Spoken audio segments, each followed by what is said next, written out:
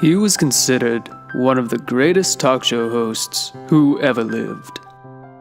But a meteoric rise to stardom brought him to the depths of despair. From his humble beginnings as a chicken nugget spokesmodel to interviewing some of the most famous people in the world, this is the triumphant story of Bonner Ghoulz. Born Bonner Cecil Ghoulz in Milwaukee, Wisconsin, Bonner was the son of immigrant parents from an undisclosed location. From an early age, his unique witticism caused him to stand out in school, polarizing both teachers and classmates. I thought he was the weirdest looking kid I've ever seen in my friggin' life. But for some reason, his quirkiness kind of like drew me towards him, and ended up talking to him. And the first time I ever talked to him, he just said I was a shit-tard and that I don't deserve to walk on this earth. Because we were just kids that was just like joking around in the neighborhood. But most of the time it was him just being kind of like, not so cool. But soon enough, Bonner let his guard down, and the two became friends, and eventually collaborators. I don't know. Eventually he just came around and started talking to me until we became good friends, and that was basically about it.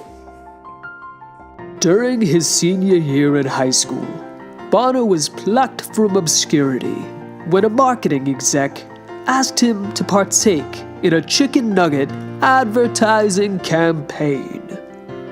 Bonner became an overnight success. Like I said, we were childhood friends, and I never thought he was going to hit it big. I thought he was just going to be some weirdo in some fucking weird town or some shit like that. Just being weird, I don't know. Bonner decided to capitalize on the public's interest and began hosting his own late-night talk show.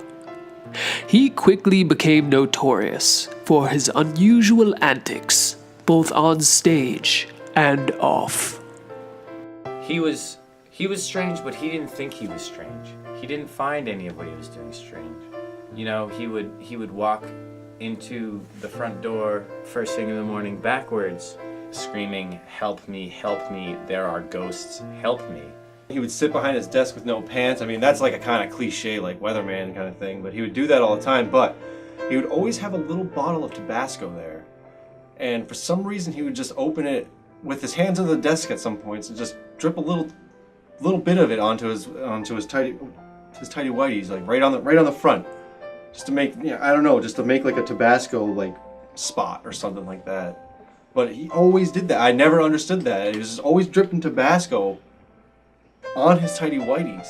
The last time I saw Bonner, he was sprinting through my backyard, at which point Bonner said, I'm a genie, fuck me twice, I'll suck your weenie, and disappeared into thin air. Around the time that he started getting more well known for his quirkiness, he needed a little extra help on the show, so I was one of those like go-to guys. I can basically learn anything, so they hired me for the show, and basically from there, that's how I've been working with the Bonner Ghoulz show for a long time. That's kind of why we mainly stayed friends, because at the time beforehand, it was like we were kind of drifting off from being friends, because he was starting to get a lot of media attention and stuff like that. So I don't know, who would have thought? I guess I guess the weirdos make it big.